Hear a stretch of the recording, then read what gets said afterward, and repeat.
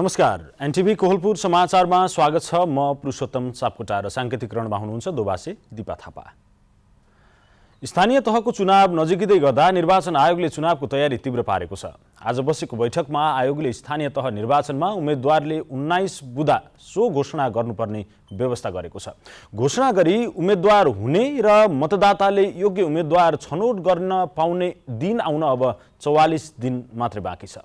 आजको समाचारमा मौसम परिवर्तनसँगै मौसमी रुगाखोकीका बिरामी बढ्दै गरेको सुदूरपश्चिम प्रदेशको खबर अनि सुर्खेतमा चालु आर्थिक वर्षमा पछिल्लो 3 वर्ष यताकै धेरै जडीबुटी सङ्कलन भएको प्रसङ्ग। तर सुरुमा प्रमुख समाचार। स्थानीय तह निर्वाचन निर्देशिका जारी। निर्वाचनमा ठेक्का पट्टा गर्ने व्यक्ति उम्मेदवार बन्न नपाउने 19 बुधे सो घोषणा गर्नुपर्ने व्यवस्था। मौसममा आएको बदलावसँगै सुदूरपश्चिम प्रदेशमा मौसमी बिरामी बढ्दै। सेती प्रादेशिक अस्पतालमा मात्रै दैनिक 200 बढी बिरामी पुग्ने गरेको तथ्याङ्क। दैलेखमा दाङमा किसानले फलाएको टमाटरले बजार नपाउँदा बोटमै खेर जाँदै। लगानी र मेहनत दुवैको प्रतिफल नपाउँदा किसान चिन्तित। रुस र युक्रेन बीच भएको पछिल्लो वार्ताले सकारात्मक ऊर्जा दिएको चीनको भनाई। युक्रेनमा सैन्य गतिविधिलाई कम गर्ने रुसको निर्णय। र त्रिदेशीय T20 श्रृङ्खलामा नेपालको लगातार दोस्रो जित। मलेसिया 6 विकेटले पराजित। नेपालले तेस्रो खेल भोलि पपुवा न्युगिनीसँग खेल्ने।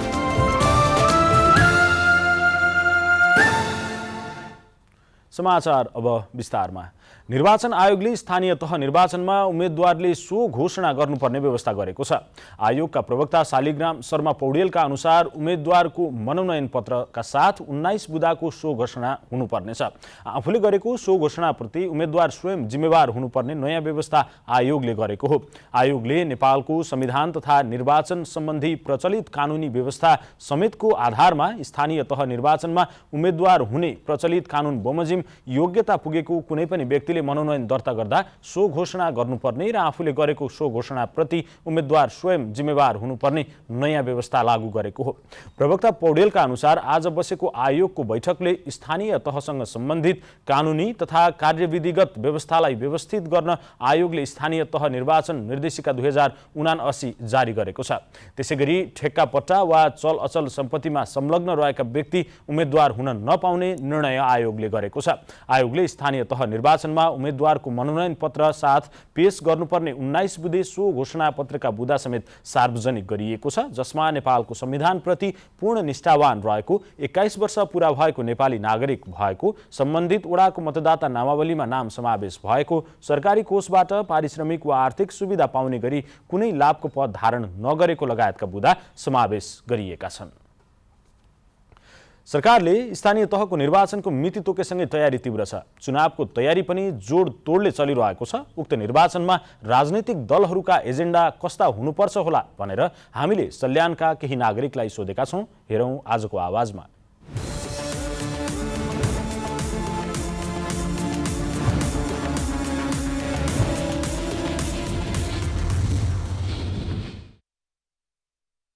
दलका एजेन्डा विशेष गरेर चाहिँ स्वास्थ्य र शिक्षा सबभन्दा प्रमुख आधार हो। अहिले यो 5 वर्ष चाहिँ स्थानीय तहहरूकै स्थानीय सरकारहरू सञ्चालन भए पनि यो क्षेत्रमा खास सुधार आउन सकेन। प्रमुख एजेन्डा भनेको स्वास्थ्य, सर्वसुलभ स्वास्थ्य र सर्वसुलभ शिक्षा। अब त्यो हुनुपर्नेमा विशेष गरेर चाहिँ अहिले स्थानीय सरकारहरू भ्युटाहरूतिर अथवा अन्य त्यो अहिले जुन आवश्यकता छैन त्यस्ता योजनातिर लाग्ने, अब अर्को पूर्वाधारको कुरातिर पनि लाग्नै पर्छ। नेपालमा महिलाहरू धेरै पिछडिएको वर्गमा परेको छ। त्यही भएर सिपमूलक तालिमहरू दिने महिलाहरूलाई र नेपालमै रोजगार दिएर युवाहरूलाई विदेश सीमाबाट रोक्ने र विकास निर्माणका कामहरू, बाटो निर्माणहरू, सबै पुलहरू बनाउने अनि शिक्षा स्वास्थ्य सबैमा जोड दिएको एजेन्डालाई स्वीकार्ने। जनतासँग प्रत्यक्ष सरोकार राख्ने एउटा निकाय हो। स्पेसिफिक रूपमा दलहरूले शिक्षा, स्वास्थ्य, कृषि क्षेत्रलाई र पूर्वाधार निर्माण सँगसँगै सुशासनको कुरालाई चाहिँ एजेन्डाको रूपमा अगाडि ल्याउनुपर्छ। त्यसले मात्रै स्थानीय तहको विकास सम्भव छ र स्थानीय तहको विकासको माध्यमबाट नै यो राष्ट्रको विकास सम्भव छ भन्ने मलाई लाग्छ। अब स्थानीय तहको निर्वाचनमा विशेष गरी स्थानीय आवश्यकता, सामाजिक उद्यमशीलता, रोजगारी र स्थानीय पूर्वाधारहरू विशेष गरी स्वास्थ्य, शिक्षा यस्ता कुराहरू नै चाहिँ अझै एजेन्डा बनाएर लिनुपर्छ जस्तो लाग्छ मलाई। यो के अरे वैदेशिक रोजगार सम्बन्धी एजेन्डाहरू लिएर जान्छौँ हामी, कुरा राख्छौँ। देश विदेशमा रहने दुःख पाएकोलाई नेपालमा फर्किसकेपछि केही सेवा होस्, सुविधा होस्, अनि विदेश जाँदाखेरि केही सिप सिकाएर पठाइयोस्, सिपको व्यवस्थापन गरियोस्। जस्तो अब युवाहरू बेरोजगारी छन्, तिनीहरूलाई रोजगारीको बाटो, त्यसपछि अब सडक निर्माणको, त्यसपछि अब उद्यमशीलताहरू जस्तो विभिन्न अब सिपमूलक तालिमहरू जस्तो भयो भनेपछि जनताहरूले चाहे जस्तो भयो भनेपछि राम्रो होला जस्तो लाग्छ मेरो विचारमा।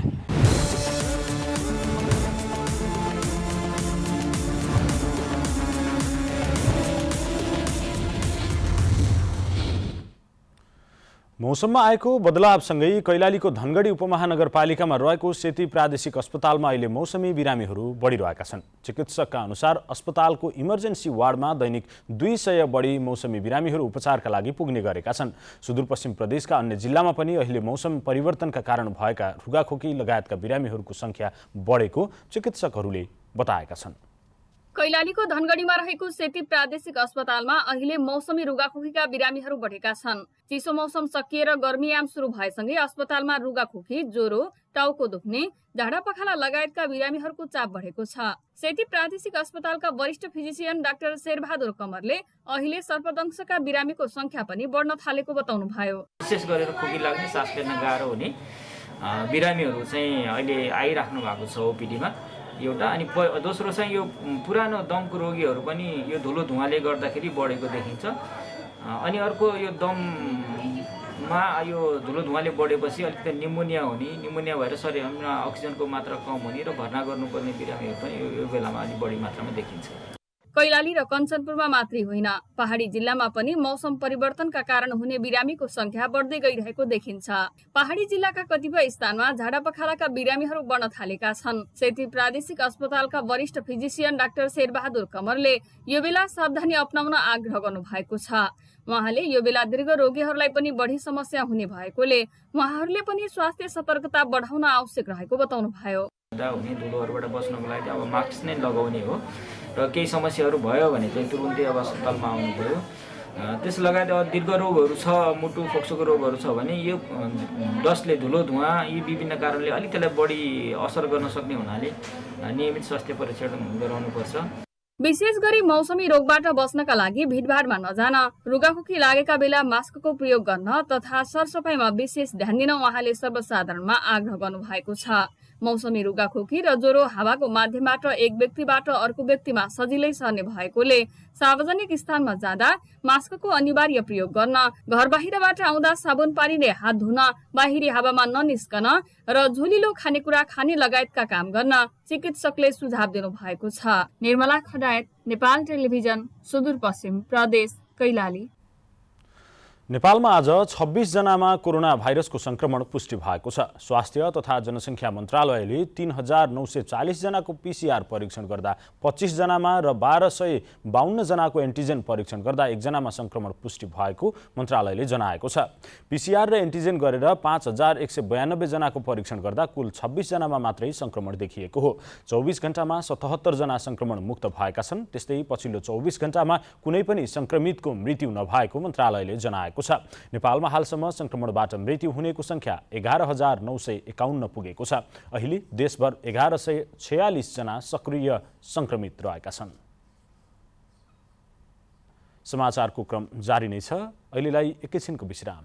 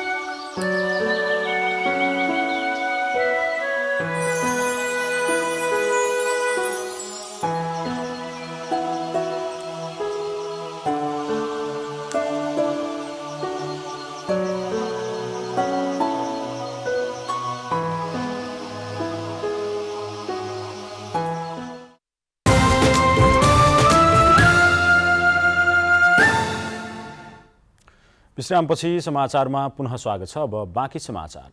सरकारले कपिलवस्तुमा रहेको तिलौरा कोटलाई संरक्षित स्मारक क्षेत्र घोषणा गरेको छ। तिलौरा कोट क्षेत्रलाई विश्व सम्पदा सूचीमा सूचीकृत गर्ने प्रयासमा नेपाल रहेको छ। सोही अनुसार नेपाल सरकारले संरक्षित स्मारक क्षेत्र घोषणा गरेको हो। तिलौरा कोट दरबार सिद्धार्थ गौतमको जन्मथलो मानिन्छ, जहाँ उहाँले जीवनको 29 वर्ष बिताउनु भएको थियो।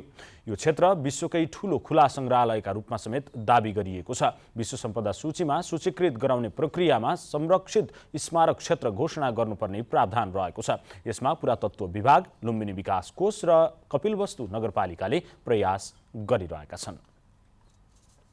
सरकारले किसानलाई चैते धान खेतीमा आकर्षण गर्न विभिन्न खालका कार्यक्रम ल्याएको छ। तर कञ्चनपुरमा प्रभावकारी सूचना र समन्वयको अभावमा किसानका लागि आएको बिउ गोदाममै थन्किएको छ। कृषकले भने समयमै बिउ नपाएपछि क्षेत्रफल घटाएर रोप्नु परेको गुनासो गरेका छन्। कञ्चनपुरमा चैते धान रोप्न सुरु गरिएको छ। फागुन पहिलो साता राखिएको बिउ तयार भएसँगै यहाँका किसानले चैते धान रोप्न सुरु गरेका हुन्। गत वर्ष कञ्चनपुरमा 150 हेक्टर क्षेत्रफलमा चैते धान लगाइएको थियो। यस वर्ष भने 40 हेक्टर क्षेत्रफल बढ्ने कृषि ज्ञान केन्द्रको अनुमान छ। तर किसानहरू भने समयमै बिउ नपाएकाले यस वर्ष चैते धानको क्षेत्रफल घट्ने बताउँछन्। कञ्चनपुरमा हिउँदे धान बालीका लागि पकेट क्षेत्र तोकिए पनि चैते धानका लागि भने पकेट क्षेत्र तोकिएको छैन। तर यहाँका कृष्णपुर, शुक्लाफाँटा, लालझाडी र बेलडाडी गाउँपालिकामा चैते धान लगाउने गरिन्छ। कृषकले चैते धानको बिउ नपाएको बताए पनि कृषि ज्ञान केन्द्र कञ्चनपुरका प्रमुख दिलबहादुर बिष्ट भने चैते धानको बिउको अभाव नभएको दावी गर्नुहुन्छ। साथै यस वर्षबाट कञ्चनपुरमा समेत मिल मोडल तथा चैते धानको बिउ वितरण सुरु गरिएकाले आगामी दिनमा यसको क्षेत्रफल वृद्धि हुन सक्ने उहाँको भनाइ छ। किसान 2 परियोजना अन्तर्गत मिल मोडेल जुन छ त्यसको आधारमा यो वर्षदेखि सुरु भएको छ हाम्रो कार्यक्रम। त्यसको आधारमा चाहिँ अब आउँदो वर्षहरूमा चाहिँ चैते धानको खेतीको चाहिँ क्षेत्रफल वृद्धि हुन सक्छ। शुद्ध मिल मोडलका लागि यस वर्ष कञ्चनपुरमा 40 लाख रुपैयाँ बजेट छुट्याइएको छ। यसमा चैते धान रोप्नका लागि कृषकलाई सिँचाइ, पावर टेलर, बिउको व्यवस्थापन मिलले गर्नुपर्नेछ। साथै उत्पादन भएको धान समेत खरिद गरेपछि यस बापत सरकारले मिललाई 50% अनुदान दिने व्यवस्था गरिएको छ। तर यहाँका अधिकांश किसानहरूलाई भने मिल मोडलका बारेमा जानकारी समेत छैन। बरु उत्पादन भएको चैते धानलाई कसरी व्यवस्थापन गर्ने भन्ने चिन्ता छ। शुक्लाफाँटा नगरपालिका 3 जोनापुरका स्थानीय हिरादेवी डङ्गौरा फागुनको 1 गते बिहार जानु पर्यो तब चैतमा यो चैतको लगाइ पर्यो, असारमा काट्नु पर्यो। सरकारले किसानलाई चैते धान खेतीमा आकर्षण गर्न विभिन्न खालका कार्यक्रम ल्याएको छ। तर प्रभावकारी सूचना र समन्वयको अभावमा किसानका लागि आएका बिउ गोदाममै थन्किएका छन्। त्यसैले यसतर्फ सरोकारवालाको बेलैमा ध्यान जान जरुरी छ। नेपाल टेलिभिजनका लागि दुर्गा उपाध्याय, सुदूरपश्चिम प्रदेश, कञ्चनपुर। दाङमा किसानले फलाएको टमाटरले बजार नपाउँदा बोटमै खेर जान थालेका छन्, जसले गर्दा किसानलाई टमाटर फलाउन लागेको लागत र मेहनत दुवै नउठ्ने हो कि भन्ने चिन्ता थपिएको छ। घोराई उपमहानगरपालिका वडा नम्बर 18 निवासी मूलबहादुर रोका विगत 5 वर्ष यता कृषि पेसामा जोडिनु भएको छ। वैदेशिक रोजगारीबाट फर्किएपछि 1.5 बिघा जग्गामा टमाटर खेती थाल्नुभयो। तर अहिले बजारमा टमाटरले मूल्य पाउन छोडेपछि किसान मूलबहादुर लगानी पनि नउठ्ने हो कि भन्ने चिन्तामा हुनुहुन्छ। मूल्य त त्यस्तै सर, अहिले चाहिँ पहिले चाहिँ अब 70-80मा पनि बेचियो, त्यसपछि चाहिँ अहिले 15-30मा पनि बेचियो, 40मा बेचियो, त्यस अहिले चाहिँ त्यस्तै 20-30 भएर अहिले चाहिँ 12सम्म गइराखेको छ राजल। बजारको बिक्री मूल्यभन्दा आधा मूल्यमा टमाटर बिक्री गर्नुपर्ने बाध्यतामा किसान रहेका छन्। हालको अवस्थामा दाङबाट देशभरका विभिन्न जिल्लामा टमाटर निर्यात हुने गरेको भए पनि किसानले निकै सस्तो मूल्यमा बेच्नु परेको छ। किसानहरूले अहिले 12 रुपियाँदेखि 15 रुपियाँ प्रति किलोसम्म टमाटर बिक्री गर्ने गरेका छन्। तर त्यही टमाटर बजारमा 40देखि 50 रुपियाँसम्म उपभोक्ताले खरिद गरिरहेको अवस्था छ। किसानले खेतीपातीमा लगाएको लगानी समेत उठाउन नसक्ने अवस्था रहेको किसान पृथ्वी कुमारी बुढाले बताउनुभयो। बजार 60 छ भने 30मा दिनुपर्छ, बजार 100 छ भने 50मा, बजार 20 छ भने 10मा दिनु गर्नेहरूले अब केही भाव नजाने त केही नभए नि यही टिप्नेहरूलाई रोजगार दिँदा नि यही खुसी लाग्छ। किसानले भोग्दै आएको टमाटरको बजारीकरण र मूल्यको समस्या समाधान गर्न सरकारवाला निकायले ध्यान दिन आवश्यक छ। दशरथ घिमिरे, नेपाल टेलिभिजन, लुम्बिनी प्रदेश, दाङ। सुर्खेतमा चालु आर्थिक वर्षमा पछिल्लो 3 वर्ष यताकै धेरै जडीबुटी सङ्कलन हुने भएको छ। चालु आर्थिक वर्षको दोस्रो चौमासिकसम्म अघिल्लो वर्षको तुलनामा धेरै जडीबुटी सङ्कलन भएको हो। जडीबुटी खेती गर्ने किसानलाई समेत कर्णाली प्रदेश सरकारले प्रोत्साहन गर्न थालेपछि जडीबुटी व्यवसाय व्यवस्थित बन्दै गएको छ। फागुनको अन्त्यसम्ममा सुर्खेत जिल्लामा 38,020 केजी जडीबुटी सङ्कलन भएको छ। टिमुर, रिठा, तेजपात, सुत्राका बोक्रा, दालचिनीका बोक्रा, पाषाणबेत, काउलो लगायत 21 प्रजातिका जडीबुटी सङ्कलन भएको हो। सुर्खेत जिल्लाका विभिन्न सामुदायिक, निजी र राष्ट्रिय वनबाट सङ्कलन भएको जडीबुटी सङ्कलनलाई व्यवस्थित बनाउन डिभिजन कार्यालयले आफू मातहतका कार्यालयलाई निर्देशन दिएको छ। अघिल्ला 2 वर्ष कोरोना महामारीका कारण समेत जडीबुटी सङ्कलनमा समस्या भएकोमा यो वर्ष धेरै सङ्कलन हुने अनुमान गरिएको छ। आर्थिक वर्ष 2076-77मा 37,500 केजी र आर्थिक वर्ष 2077-78मा 43,900 केजी जडीबुटी सङ्कलन भएको थियो। आर्थिक वर्ष 2076-77मा सङ्कलन पुँजी भई 2,81,000, आर्थिक वर्ष 2077-78मा 3,50,000 राजस्व सङ्कलन भएकोमा चालु आर्थिक वर्षको दोस्रो चौमासिकसम्म 2,56,000 बराबरको राजस्व सङ्कलन भएको डिभिजन वन कार्यालय सुर्खेतका प्रमुख मुनबहादुर रावतले जानकारी दिनुभयो। यो टोटल परिमाण भनेको अहिलेसम्म 38,020 केजी परिमाण चाहिँ जडीबुटी सङ्कलन भएको छ भने यसबाट राजस्व चाहिँ सरकारलाई 2,56,750 जम्मा हुनु। यता जडीबुटी सङ्कलन निर्यात गर्दा स्थानीय तहदेखि ढुवानी गर्दासम्म कर छली गर्ने नियतले चोरीको बाटो प्रयोग गरी जडीबुटी निर्यातलाई रोक्न डिभिजन वन कार्यालयले सक्रियता बढाएको छ। अवैध रूपमा जिल्लामा कारोबार हुन लागेको सूचनाको आधारमा 9.2 ग्राम यार्सागुम्बा र 301 किलोग्राम जिम्बु डिभिजन वन कार्यालयले नियन्त्रणमा लिई अनुसन्धान थालेको छ। कर्णाली प्रदेश सरकारको उद्योग, पर्यटन, वन तथा वातावरण मन्त्रालयले निजी किसानलाई जडीबुटी खेतीमा संलग्न गर्ने गरी पकेट क्षेत्रमा जडीबुटी खेती विस्तार, ब्लक क्षेत्रमा भण्डारण, जोन क्षेत्रमा प्रशोधन एवं सुपर जोनमा उत्पादनका काम गर्ने गरी पकेट क्षेत्र निर्धारण गरी सुर्खेतको गुरुबाकोट नगरपालिका, सिम्ता गाउँपालिका, लेकबेसी नगरपालिकालाई समेटी खेती विस्तारको काम भएको कार्यालय प्रमुख रावतले जानकारी दिनुभयो। टिमुर, चुत्रो, त्यसपछि तेजपात अथवा त्यसको बोक्रा चाहिँ दालचिनी, काउलो यिनीहरू चाहिँ खेती राम्रो गरिरहेको छ। अब उहाँहरूको प्रस्ताव अनुसार खेती विस्तारको काम कारबाही अगाडि सम्झौता हुनेछ र सम्झौता अनुसार काम कारबाही अगाडि बढ्नेछ। एक अध्ययन अनुसार सुर्खेत लगायत कर्णाली प्रदेशमा 100 प्रजातिका जडीबुटी पाइन्छन्, तर कर्णालीमा यसअघि सरकारले 64 प्रजातिको पहिचान गरी 49 प्रजातिका लागि मात्रै सङ्कलन पुँजी दिने गरेको छ। कर्णाली प्रदेशका 10 जिल्लाले वार्षिक 1,42,07,000 किलो जडीबुटी सङ्कलन गर्ने सामर्थ्य भएको एक अध्ययनले देखाएको छ। एनटिभी कोहलपुरका लागि मानबहादुर ओली, कर्णाली प्रदेश, सुर्खेत। समाचारको क्रम जारी नै छ, एकैछिनको विश्राम।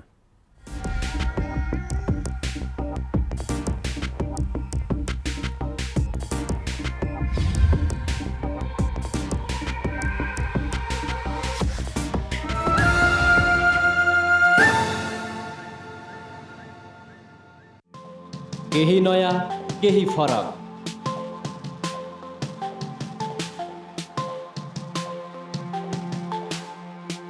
राष्ट्रिय सञ्चारको मेरुदण्ड नेपाल टेलिभिजनको प्रादेशिक च्यानल एनटिभी कोहलपुर। पश्चिम नेपालको लुम्बिनी, कर्णाली र सुदूर पश्चिमको एकमुष्ट आवाज। सत्य समाचार, तटस्थ विचार। कार्यक्रममा मौलिकता, समावेशिता र विकासमा विस्तार। डिजिटल दुनियाँमा तपाईँको विचार र भावनालाई संसारसँग जोड्दै एनटिभी कोहलपुर। सूचना, शिक्षा र मनोरञ्जनको यो यात्रा हो समृद्धिको।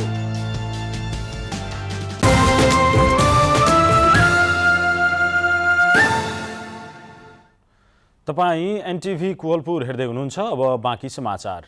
जिल्ला अस्पताल जाजरकोटमा अक्सिजन प्लान्ट जडान गरिएको छ। सङ्घीय सरकारको 80 लाख रुपियाँ लागतमा प्लान्ट जडान भएको हो। 50 शैय्याको जिल्ला अस्पतालमा अक्सिजन उत्पादनसँगै स्वास्थ्य सेवा प्रवाहमा थप सहज भएको अस्पतालका मेडिकल अधिकृत डाक्टर पुष्कर राज श्रेष्ठले बताउनुभयो। अक्सिजनका लागि जिल्ला बाहिर जानुपर्ने बाध्यता समेत अब हटेको छ। जिल्ला अस्पतालमा अक्सिजन प्लान्ट नहुँदा कोरोना महामारीको समयमा जटिल अवस्थाका संक्रमितलाई जिल्ला बाहिर पठाउनु पर्ने बाध्यता रहेको थियो। अस्पतालमा जडान गरिएको प्लान्टले एक दिनमा 30 वटा सिलिन्डर भर्न सक्छ भने एकैपटक 6 वटा सिलिन्डर भर्न सक्ने क्षमता रहेको छ।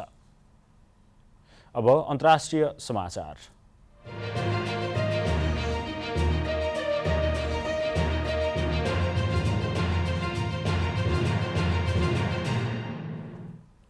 रूस र युक्रेन बीच भएको पछिल्लो वार्ताले सकारात्मक ऊर्जा दिएको चीनले जनाएको छ। चीनको परराष्ट्र मन्त्रालयले विज्ञप्ति निकालेर इस्तानबुलमा हिजो भएको दुई देश बीचको वार्ताले सकारात्मक ऊर्जा दिएको उल्लेख गरेको हो। रूस र युक्रेन बीच शान्तिपूर्ण नतिजाका लागि भएको प्रयासको विश्व समुदायले प्रशंसा र समर्थन दिनुपर्ने प्रवक्ता वाङ ओनपिनले निकालेको विज्ञप्तिमा उल्लेख गरिएको छ। साथै सङ्कटको समाधान गर्ने सबैभन्दा व्यावहारिक उपाय वार्ता भएको र त्यसका लागि सहकार्य हुनुपर्ने चीनको अडान रहेको चिनिया परराष्ट्र मन्त्रालयलाई उद्धृत गरिएको छ। रूस र युक्रेन बीच हिजो टर्कीको राजधानी इस्तानबुलमा भएको वार्तामा रूसले युक्रेनको कियेभ र चोर्निहिभमा सैन्य गतिविधिलाई कम गर्ने निर्णय भएको रुसको रक्षा मन्त्रालयले जनाएको छ। अब आर्थिक समाचार।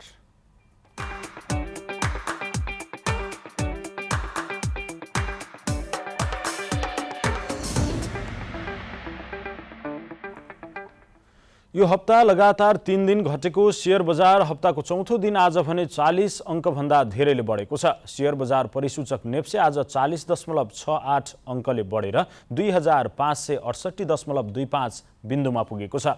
आज सबै समूहको शेयर बढेकोमा विकास बैंक, उत्पादन, अन्य, बिमा र होटल समूहको शेयर उच्च अङ्कले उकालो लागेको छ। शेयर बढेको दिन 232 वटा कम्पनीका 45,02,000 किता शेयर 2 अर्ब 25 करोड रुपियाँमा कारोबार भयो। सबैभन्दा धेरै सिद्धार्थ इन्सुरेन्स लिमिटेडको 11 करोड 27 लाख रुपियाँको शेयर किनबेच भएको छ। आज इमर्जिङ नेपाल लिमिटेड, राष्ट्र उत्थान लघुवित्त र नेस्डो समृद्ध लघुवित्त संस्थाको शेयर 10% बढेर सर्किट लागेको छ। बजार बढे पनि युनिलिभर नेपाल लिमिटेडको शेयर भने झन्डै 2% घटेको छ। अब खेलकुद समाचार।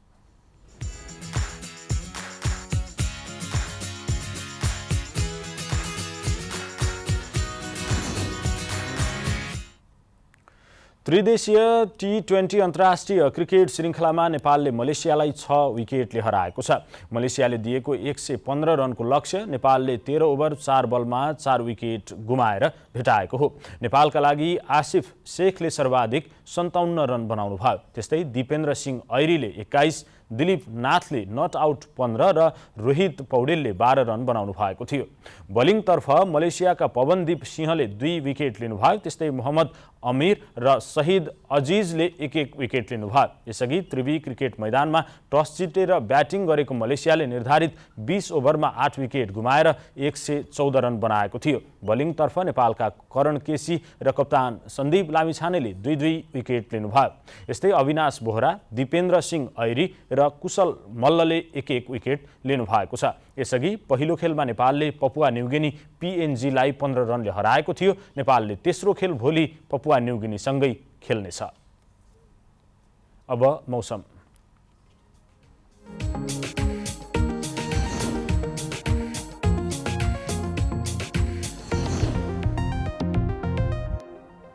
आज प्रदेश 1 लगायत बागमती र गण्डकी प्रदेशका पहाडी भूभागमा सामान्यतया बदली रही अन्य भूभागमा मौसम सामान्यतया सफा रह्यो। आज राति पनि प्रदेश 1 बागमती र गण्डकी प्रदेशका पहाडी भूभागहरूमा मौसम सामान्यतया बदली रही अन्य भूभागमा मौसम सामान्यतया सफा रहनेछ। अब मौसम सम्बन्धी थप विवरण।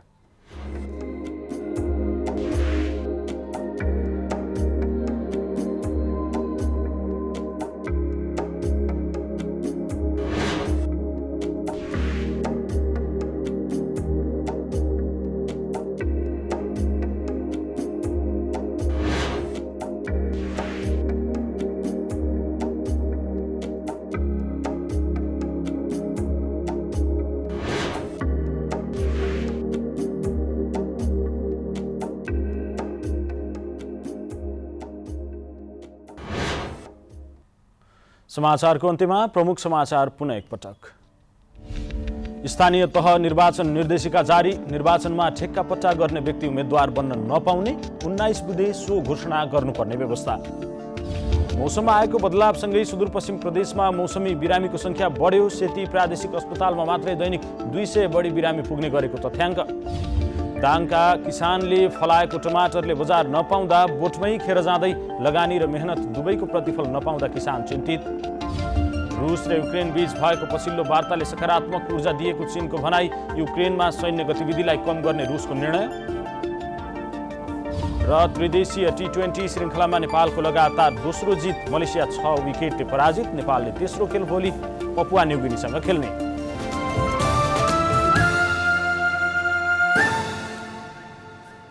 हवस् त अहिलेलाई समाचारको सिलसिला यति नै। बिदा दिनुहोस्। नमस्कार।